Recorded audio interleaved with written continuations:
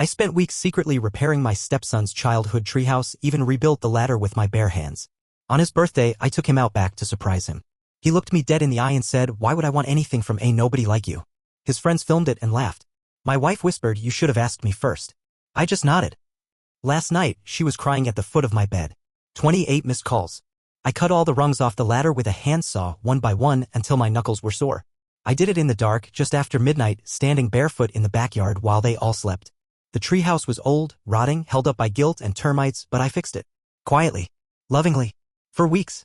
Every night after work, I'd sneak out with tools wrapped in a towel. Replaced the floorboards. Sealed the leaks. Hand-sanded every edge. I even added glow-in-the-dark stars to the ceiling, just like the ones he used to have in his nursery before his dad died. It was supposed to be a birthday surprise. His 13th. That age where boys start drifting from their mothers and needing something steadier, something like a stepdad willing to build something from scratch just to prove he could. I didn't film the process. Didn't post about it. No hashtags. No expectations. Just me. And sawdust. And some stupid hope that effort still meant something. So when I walked him out back that morning, eyes closed, hands over his face, and whispered, "Okay, open," I expected, not gratitude, maybe, but recognition. He blinked at the treehouse. Then at me. And said, flat as concrete, "Why would I want anything from a nobody like you?" I thought I misheard. I looked at my wife. Her face was neutral, unreadable. Then came the laughter. From the deck. From his little friends crouched with phones out recording the whole thing. They'd been filming me. My stunned face. My embarrassment. My wife didn't stop them. She didn't even look at me. Just sipped her coffee and whispered, "You should have asked me first." That was 6 weeks ago. Last night, she was crying at the foot of my bed. 28 missed calls. All from her. I didn't answer. Because I was busy with something else. Planning. It started with a neighbor's dog. A yappy, ankle-biting terrier named Moose. They used to let him roam off-leash. He'd piss on our porch, dig through our trash. Every time I asked them politely to keep him contained, they'd laugh like it was a joke. So one morning, I left a stake out on our back steps. Raw. Thick. Marbled. With something that would make him deeply sleepy for a while. Moose slept unusually long and woke up disoriented. They took him to the vet. The vet said it was probably fatigue or stress. They never let him off-leash again. I didn't do it to hurt the dog. I did it because I needed proof. That you can bend reality without breaking it.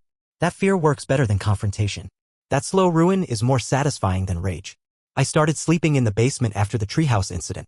Told my wife it was for work calls. She didn't argue. I think part of her liked the distance. I became invisible. And while I was invisible, I watched. Listened. Learned. My stepson, let's call him Brandon, had this routine. He'd sneak his mom's credit card and buy video game skins. Sell his rare items to kids at school. Turn a $5 skin into $50 cash, then spend it on vapes and edibles from a senior named Grayson. He thought he was a genius. Until the school called. Until the principal called him into the office and asked why Grayson had receipts showing $800 of charges from one account, my wife's. She came home screaming. Brandon screamed louder. I sat at the bottom of the basement stairs and listened. She didn't ask how it happened. She didn't punish him. She blamed me for not watching him closely. That night, I bought a prepaid debit card, registered it under Brandon's name, and started using it. $3.17 at Taco Bell. $2.49 Spotify. $89.99 some late-night Twitch donation to a cam girl. I didn't use it for me. I used it for him. To make a pattern. When the debt collector called, I made sure my wife was home. The look on her face when they said her 13-year-old had opened a line of credit? Glorious. She grounded him for a week. That was all. No real punishment. No consequences. Just more of the same. That's when I knew. It wasn't about fixing anything. It was about dismantling what never worked in the first place. I started with her phone. Not directly. I'm not stupid. I synced her iCloud back up to my work laptop using an old login she gave me back when she still trusted me. I saw everything. The texts to her sister. The ones where she called me pathetic, clingy, emotionally needy. The messages to Brandon's biological father's sister. Someone I didn't even know she still talked to. Where she said I was filling a slot until someone better comes along. I kept reading. There was a message from someone saved as Dr. Park. Except it wasn't her doctor. It was her ex. The one she told me moved to Oregon. They'd been talking for months. He sent her shirtless gym selfies. She mocked my efforts in the kitchen. I didn't confront her. I bought a burner phone instead. Texted Dr. Park from a fake number. Pretended to be someone from the gym. Told him she'd been seen with another man. Sent him a screenshot of Brandon's dad's Facebook page.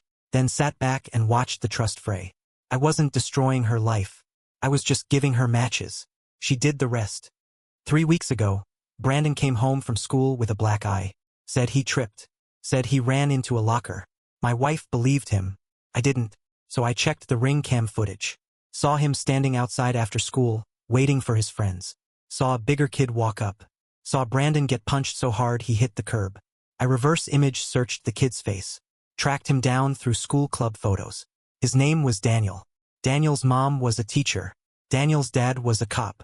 They didn't respond to my messages. So I responded a different way. I followed Daniel home. Waited until everyone was asleep. Then I keyed the back of his dad's squad car. Just one word. Liar. In letters 2 feet tall. They installed new cameras after that. Didn't stop me. A week later, I left a fake letter in their mailbox. School district letterhead. Warning of suspension. Accusation of bullying. No return address. Just enough confusion to make them reconsider. Brandon never got hit again. Not because he got tougher. Because Daniel was suddenly too scared to breathe wrong. Last night, my wife cried at the foot of my bed. She'd lost her job. Her ex stopped answering. Brandon flunked 2 classes and is being threatened with summer school. The treehouse? Collapsed. Termite rot. Or maybe just gravity. She wanted to know why everything was falling apart. Why Brandon was having panic attacks. Why her sister won't return calls. Why her ex thinks she cheated. Why I don't sleep next to her anymore. I didn't say a word. Just looked at her like I didn't recognize her face. And maybe I don't. Maybe I never did. Maybe I was just the wood glue holding their broken little diorama together. And now, I'm just letting it fall. One splinter at a time. Edit 1. For the curious, yes, I recorded her reading those texts. No, I won't post them. This isn't for revenge porn. It's for insurance. Some truths are better weaponized in silence. Edit 2. She tried to take Brandon to her sister's this morning. The car wouldn't start. Wonder why. Maybe next time she'll remember to check the fuel line. Update 1. He made me a card. Brandon. The kid who called me nobody. The kid who watched me cry through a smile on his birthday while his friends recorded. That same kid slid a card under the basement door yesterday morning. Crayon handwriting. Folded twice. On the front, sorry I was mean. Inside, a drawing. Him and me. Stick figures. One labeled Bran. One labeled Dad. Underneath, in all caps, I love you. I didn't react. I let it sit there on the concrete for a while. I was sharpening a box cutter anyway. Didn't want to get up and break focus. But part of me wanted to laugh. Not because it was funny. Because it was calculated. You don't start failing classes, getting beat up, losing your video game privileges, and then suddenly find emotional clarity at 13. No, someone told him to write it. Coached him. Probably my wife. Desperate to reverse whatever tide she thinks she can feel rising. She still doesn't know I moved money out of our joint account. Quietly, over the last few weeks, she thinks we have $12,000 in savings. We have $91.17. And I changed the password. Told her the bank was doing maintenance. She believed me, because she's overwhelmed, because things are falling apart. The job she lost? I had a hand in that. She was using her work laptop to message Dr. Park. I screen recorded a few choice excerpts. Then I forwarded them to her boss. From an anonymous Proton Mail account. Not the affair stuff, no, that would be petty. I focused on the client data she referenced. Real names. Real figures. Real violations. HR took one look and tossed her to the wolves. She came home shaking, holding a cardboard box. Said something about corporate betrayal and vindictive colleagues. I nodded sympathetically and made her tea. She doesn't drink it anymore unless I sip first. Good girl. Paranoia means she's paying attention. Even if it's too late. Brandon doesn't like sleeping alone anymore. He knocks on her door almost every night. Says he hears things. Voices in the vents. Scratching at the windows. A man's voice whispering his name. We live in the suburbs. There's nothing out there but sprinklers and SUV leases. But I see it in his eyes. He believes it. And I didn't even have to lie. Just downloaded a Bluetooth speaker control app and paired it to the tiny unit I taped under his bed. I play subtle sounds from another room. Not full sentences. Just sounds. Just enough. It's amazing how fast fear rewrites your sense of reality. And when I hear him crying through the wall, I turn the volume up. A little reward for emotional authenticity. I'm not a monster. I'm just an educator. She came to me 2 nights ago. Tried to initiate sex. Drunk. Sloppy. That kind of desperate closeness people use when they know the ship is sinking and think their body might still patch the hull. I let her touch me. Let her kiss my neck. Then I asked one question. Do you remember what you whispered to me that day? She froze. I stared straight ahead, letting her process. The treehouse, I clarified. You whispered something. She pulled back, hands trembling slightly. What are you talking about? You said you should have asked me first. Silence. Her breathing changed. I turned to her slowly, meeting her eyes. I haven't forgotten. She left the room. Didn't try again. Now she leaves food outside the basement door like I'm a feral dog she's trying to tame. She doesn't realize I haven't eaten anything she's made in weeks. I cook for myself now. Dry goods. Shelf-stable meals. Bottled water. Stored behind the insulation in the wall. She'll figure it out eventually. But by then, it won't matter. Want to know something funny? She started praying again. I hear her in the kitchen after midnight. Low murmurs. She prays for peace. For clarity. For Brandon. For forgiveness. Never for me. I'm not part of her redemption arc. I'm the obstacle. The reminder. The thing that stayed after all the fun was gone. So I started leaving notes. Just little things. Written in Brandon's handwriting. Left under her pillow. Why is he watching me sleep? Or, he told me something scary. The first one she ignored. The second made her cry in the shower for an hour. Then she booked a therapy consult. But she canceled it the next day. Because Brandon said he didn't remember writing anything. Because he didn't. But that's not the point. The point is to make her question what's real. The point is to build echoes. Memories that don't belong to anyone. Fear isn't a scream.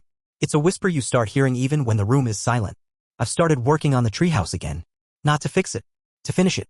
It collapsed inward when the support beam gave, just like I predicted. But I salvaged some of the wood. Rebuilt the door. Added new locks. The inside? Empty. Except for one thing. A chair. Not nailed down. Not centered. Just waiting. I painted the inside black. Covered the walls in heat-reflective foil. Makes it feel endless. When you stand in there too long, you lose track of time. Brandon doesn't know it exists. Not yet. But he will. We all will. Soon. Update 2. He left the bathroom door open this time. Brandon. Crying on the toilet. Pants bunched around his ankles like a surrender flag, rocking slightly with that half-silent kid sob, the kind you can only do when you know no one's coming to check. I stood outside the door for 5 full minutes. Didn't say a word. Just listened. He didn't know about the mirrors. He doesn't know I repositioned the ones in the hallway so I can see straight through the reflection in the glass cabinet. He doesn't know I installed a device to observe behavior patterns, details skipped. He doesn't know I've been cataloging every breakdown. Not because I'm sick. Because I need evidence. For what's coming. For what's already here. My wife has stopped sleeping entirely. I hear her pacing at 3 a.m., whispering to herself in the living room. Sometimes she's praying. Sometimes she's talking to someone. No one answers back. I started unplugging her phone charger at night. Little by little. She thinks it's the cable. She's bought 3 new ones this week. None of them work. Because the outlets in this house obey me now. Because the electrical box has my handwriting all over it. Because every time she thinks she's in control, I shrink her world an inch. The birthday video went viral. Not huge. Not national. But big enough for the school to notice. Someone posted it to a fake TikTok account with a caption that read, "Rich kid mocks stepdad's handmade gift. Laughs while his friends film. Internet, do your thing." It hit 10,000 views in 4 hours. Brandon didn't find out right away. The principal did. She called my wife. Said they don't condone cyberbullying, but the video painted a disturbing picture. Said Brandon's friends had already been reported for a separate incident. Said they were concerned about the home environment. My wife screamed at me that night. Said I must have leaked it. Said only I had the original footage. She's wrong. Brandon's friend Luke had a copy too. Or did. Because 2 nights ago his mom got an anonymous email. Subject line, "Ask your son about this." Body, just the clip. Now Luke isn't allowed to leave his room. Now Brandon has no alibi. Now the story's different. Now it's his fault. And all I had to do was nudge. I checked the mail this morning. My wife's car insurance is overdue. She didn't notice I canceled autopay 2 weeks ago. She didn't notice I updated the login email to a burner. She didn't notice I switched her policy to liability only. She won't notice until she gets pulled over. Until they tell her she's not covered. Until she's alone on the side of the road with a crying kid in the back seat and no way to explain why the man she married disappeared while smiling. Brandon asked to sleep in the basement last night. He knocked 3 times. Just stood there on the top step, hoodie sleeves pulled over his fists like a toddler. I don't feel safe up there.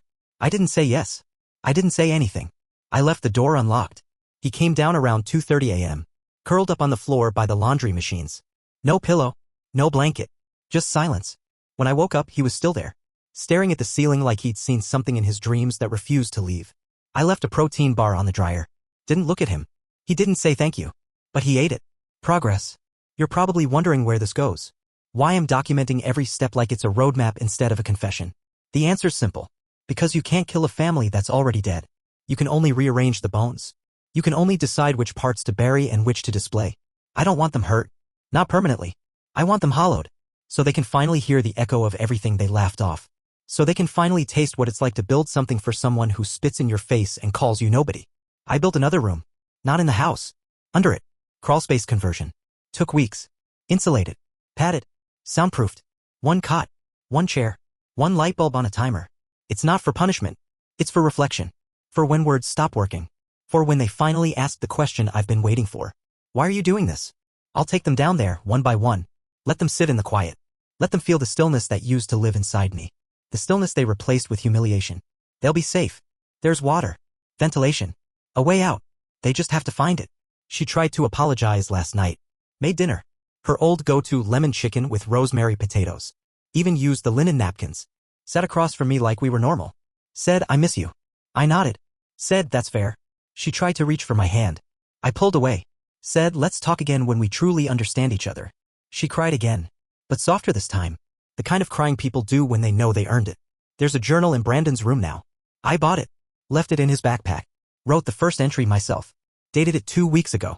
Sometimes I wish Mom married someone else. Someone who wasn't always watching me. He read it. I saw him freeze. He doesn't recognize the handwriting. But it looks enough like his to scare him. It's already working. He doesn't use his phone at night anymore. He stares at the door. Waiting. Listening. Good. Awareness can lead to healing. And once they're empty enough, maybe I'll forgive them. Or maybe not. Maybe I'll just disappear one morning. Leave the treehouse door wide open. Let them wonder where the whispering went. Let them miss the monster they made. Update 3. She took the batteries out of every smoke detector in the house. Every one. I watched her do it barefoot 2:12 a.m. on a kitchen chair in a robe she hasn't washed since the birthday. She didn't say why. I had my guesses. The night before, the upstairs hallway detector went off at 3 a.m. Just 2 shrill beeps. Enough to make Brandon scream in his sleep. Enough to make her bolt upright like the house was on fire. There was no fire. Just the scent of something. Burnt lavender. A candle no one lit. Brandon said the hallway smelled like Grandpa's closet. His grandfather died 6 years ago. In a fire. They moved here a month later. I never mentioned it to him. But I did find an old obituary in my wife's nightstand once. Folded into a prayer card. Tucked behind a photo of her son. I replicated that scent exactly using wax melts. Placed it in the attic air duct. Turned the vent fan on at 2:06 a.m. They'll never prove it. They'll just wonder. Because dread isn't about the thing itself. It's about the moment right before you realize the thing is inside the house. Brandon sleeps on the couch now. He won't go upstairs alone. He won't use the bathroom without the hallway light on. He stopped asking questions. He started drawing pictures again. Only black crayon. Only one subject. A stick man with no face. Always outside the window. Always watching. My wife tried to throw them out. He screamed. Not yelled, screamed. Said he'll know if they're gone. Said he told me not to forget. She asked who. He wouldn't say. I wasn't home when it happened. But I watched the ring cam footage later. I saved it. Labeled it proof of contact. The school counselor called. Asked if we'd considered having Brandon evaluate it. Said he's detaching from peers. Said his artwork raises concerns. Said he mumbles to himself during recess. That he was caught trying to dig a hole behind the soccer field. When asked why, he said, sometimes people need to take a break. The ground is peaceful. I sent a thank you email to the counselor.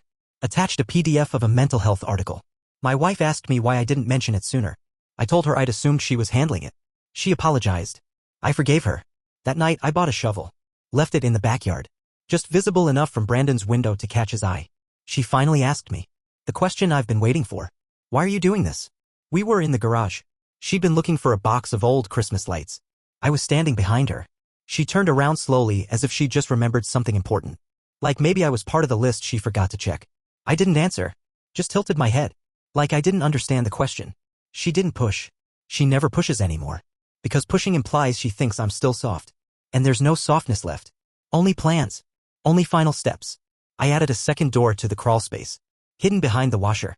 You wouldn't find it unless you already knew what you were looking for. Inside, I placed a chair. And on the chair, a photo. Me, my wife, Brandon. From last year. Before the treehouse. Before the whispering. Before they decided I was disposable.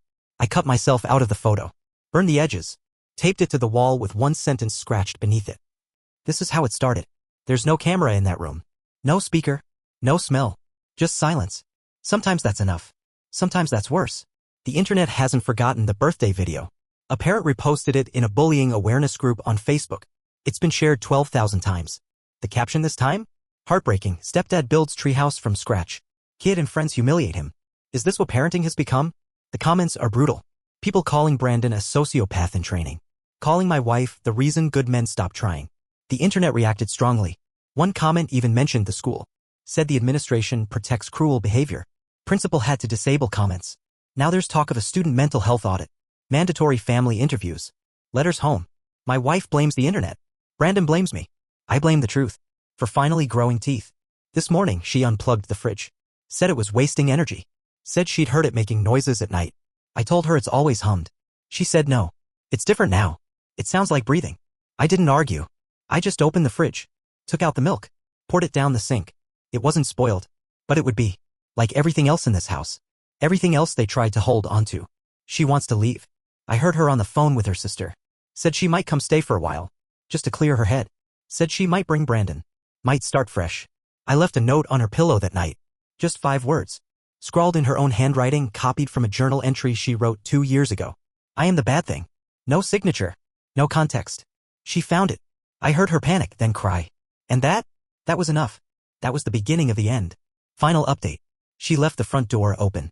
I found it swinging at 3:41 a.m., cold air curling through the hallway like fingers on a neck. Lights still on. Alarm disabled. Brandon's backpack on the floor. His shoes missing. I walked through the house slowly, calling no one. Didn't call her. Didn't call him. Just listened. The kind of listening you do when you already know the answer but want to hear it whisper itself anyway. Nothing. Silence. Not the clean kind. The consequence kind. The kind you earn. They're gone. Took the car. Left the driveway camera blinking. I watched the footage 3 times. She opened the garage at 2:46 a.m., walked around to the passenger side. Brandon came next, hood up, eyes down. She didn't look back once. He did. Just for a second. Just long enough. And in that second I raised my hand at the window. He froze. Then got in. They didn't pack bags. Didn't take clothes. Left everything except her wedding ring. Which I found floating in the toilet bowl hours later. I flushed it. Of course I did. She wanted drama. I gave her plumbing. There's no report. No missing persons file. No, where did they go? Because they weren't taken. They ran. And I let them. Because this isn't a rescue. It's an evacuation. And I planned for that too. Every file. Every document. Every message. Backed up. I sent an email to her work's HR department yesterday. From a dummy account with timestamped photos of Brandon's bruises, the school letters, the viral video. No accusations. Just concern. They won't hire her back. They might not hire her anywhere. I also filed a motion to transfer house ownership to my name exclusively. Cited abandonment. Filed under an LLC I created last month. Registered to a P.O. box in Maine. It'll go through. No resistance. No one's coming to fight for a house they fled like it was on fire. Especially when I make it look like they left for good. Which technically they did. The crawl space is clean now. I scrubbed every surface. Painted over the foil. Removed the chair. Burned the photo. That room was never about punishment. It was about potential. About the possibility of being heard without words. It served its purpose. Now it's empty. Like the rest of the house. You want a twist? Fine. Here's one. They weren't the first. Not Brandon. Not her. The first was named Kara. My last wife. 3 years ago. She cheated. Lied. Told her friends I was obsessive. Said I didn't know when to let go.